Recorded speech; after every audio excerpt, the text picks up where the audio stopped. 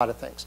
The practices that the Bulletin says you absolutely can do is you can offer an opinion to the insured, which is also your customer, on whether their damage was caused by a peril loss, caused by hail, caused by wind, caused by driven rain, that sort of thing. And you can give them that opinion that it looks like it was the storm damage that occurred. And you can also give them the opinion that that type of damage is normally covered by a homeowner's policy. So these things you can say, you can do. You can recommend to them that they file a claim with their carrier. So that's allowed as well. What you can also do is you can provide them an estimate of repair. What's this going to cost? What's the price of repair going to be? What's the scope of repair going to be? And you can have them submit that to the carrier, to their insurance company. You can be present when the adjuster comes out. And if the adjuster asks you questions, you can answer them.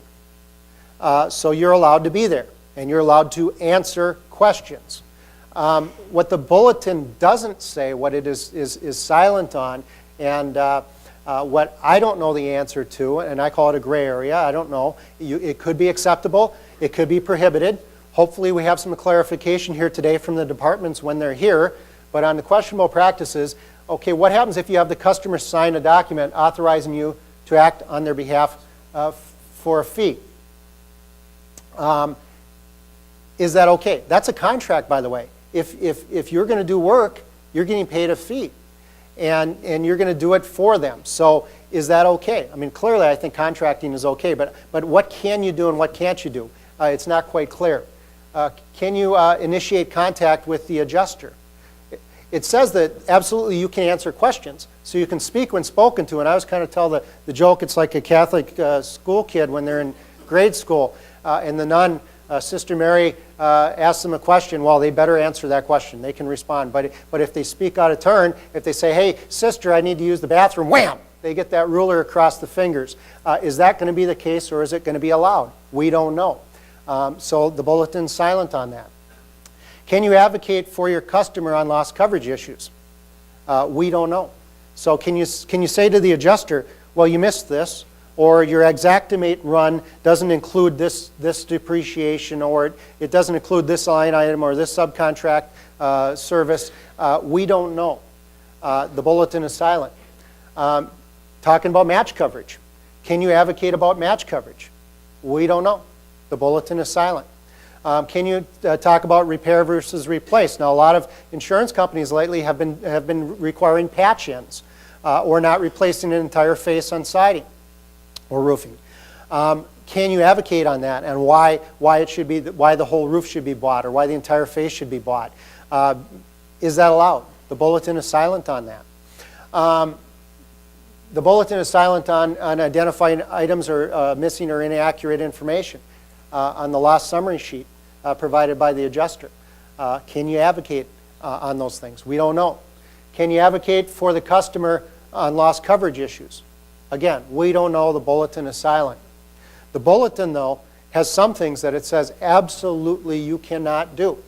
And one of those things are you can't enter into a contract authorizing you to negotiate the effect of a settlement of a claim for a fee. That's what a public adjuster does. So your contract can't say that we're going to negotiate with your carrier and we're going to get paid a fee. Now, what do they mean when they say a fee? Is that a fee for negotiating? Is that a fee for getting the claim bought? You're getting paid a fee to do construction work. Is that a different kind of fee? We don't know. But at least as to what the Bulletin says, if your contract says that you're going to advocate on behalf of your customer, the insured, to work with the insurance company to get the claim bought for a fee, you can't do that. You can't advocate on behalf of the insured or offer assistance to them to prepare or file their claim. So you can't prepare their claim paperwork. You can't assist them with their claim paperwork. Well, how broadly does that extend? We don't know. But the Bulletin says you can't do that. The Bulletin says that you can't advertise or solicit that you can be an adjuster, that you can do adjusting services, that you will adjust the loss, that you are a claim specialist. Things like this would be holding yourself out as being able to be an adjuster. And the Bulletin says you can't do that. You can't offer to represent or exclusively negotiate a claim on behalf of your customers. So your contract can't say that either. Lots of your contracts out there probably have language similar to this in them, and that'll need to get changed. So the takeaway is that you're going to have to really look at your entire business, all the way from your sales activities through your advertising, through your customer contracts, and then how do you do your work and make sure that you're compliant with this stuff. And so one of the things you want to look at is your marketing materials. And you need to eliminate language of representation. Exclusively negotiate, represent them. You're going to want to eliminate language of assisting them with claim adjusting. You're going to want to, as far as your sales reps go, you're going to want to make sure and train them on what they can and can't do. Because if your sales rep gets out there and says to the potential customer, oh yeah, we're going to take this over. You're not going to need to have any involvement. We're going to work up this claim, and we're going to get this job bought, and we're going to deal with the adjuster, and you don't even need to be there, and you can sit in your lazy boy, and you can watch Monday Night Football, and we'll take care of this for you. Which, in a sense, is what current practice was. That can't really be done anymore. So you're going to need to make sure that your sales staff know for certain that they can't overstep certain bounds, because if they do, that's going to hurt you. They represent you. The departments will come after you, and it'll be your license on the line, not theirs. And so you need to do some training. You need to revisit compensation. Now, if there are sales reps in this room, don't get me wrong, sales is extremely important. It's one of the most important things in any business, and that's why sales staff in any industry get paid a lot of money. And I know they get paid a lot of money in your industry as well. But they can't do everything that they used to do, because they used to go out there and make those representations that they could basically run the entire claims process for the customer. And they can't do that anymore. And so if they can't do everything that they could do before, a colleague of mine makes the argument, it's like, like a buggy whip salesman. What would you pay a buggy whip salesman today? Well, we don't use horse and buggies anymore. We use automobiles. So you're not going to pay a buggy whip salesman as much as you would have paid when everybody was using horse and buggies. The same issue applies. Now, I'm not saying that you have to cut what they get paid. I'm saying you need to revisit it. You need to look at it. Is this part of what they were doing for you before? Is this one of the services they were providing for you before that you were paying for? And do you need to now pay less, or do they need to provide other or different services in order to get the same amount of compensation? But you should review that. On your contracts with your customers, eliminate language of loss representation.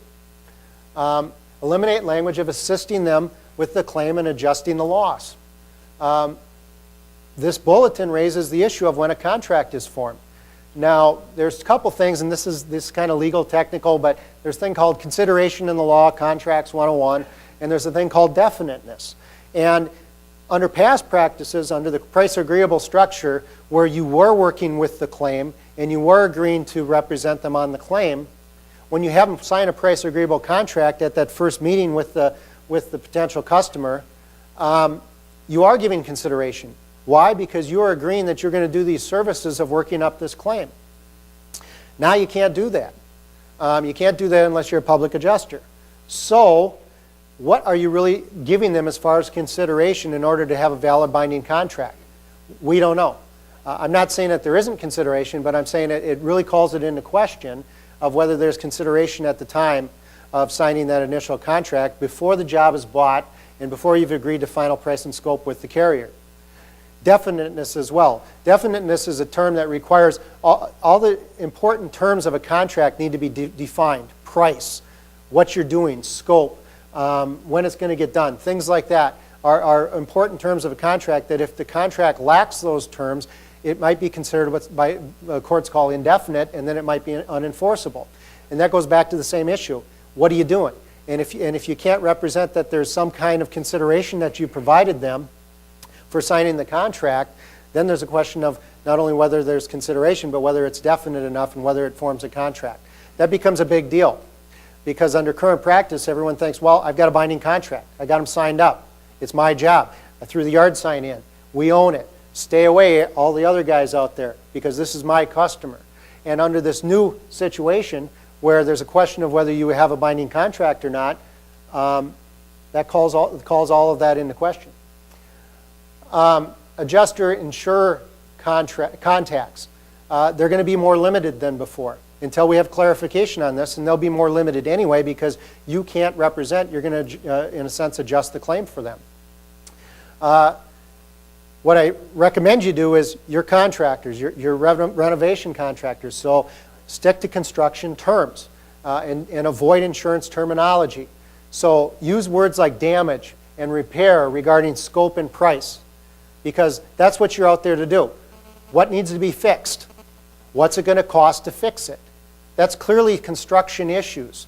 What you want to avoid is words like loss and claim and coverage, adjusting, things like that, because those are insurance terms.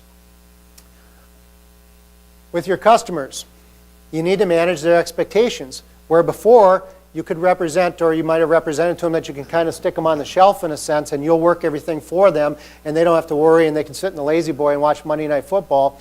That's not the case anymore. They're going to need to have involvement in the claim. It's their claim. They have the contractual relationship with the insurance company, not you. And so they need to be involved. And because of that, don't oversell what you can do for your customer. If you tell them today that you can basically stick them on the shelf and they can go watch Monday Night Football in their lazy boy, that isn't true, and they're going to need to have some involvement. And now you're going to have to come back later and tell them, hey, I can't submit this paperwork for you. You need to submit it. Well, what do you mean? You told me before that I don't have to do anything. Now you're telling me I got to do all this stuff. So don't oversell it and make sure that their expectations are managed as to their involvement in their claim. Inform them that they'll need to be involved in the process. Consider the use of a public adjuster when appropriate. I'm not saying all the time, and there's questions as to how you can use a public adjuster. The bulletin doesn't really answer, but you're going to need to consider the use of a public adjuster when you need an advocate with the carrier on claim coverage.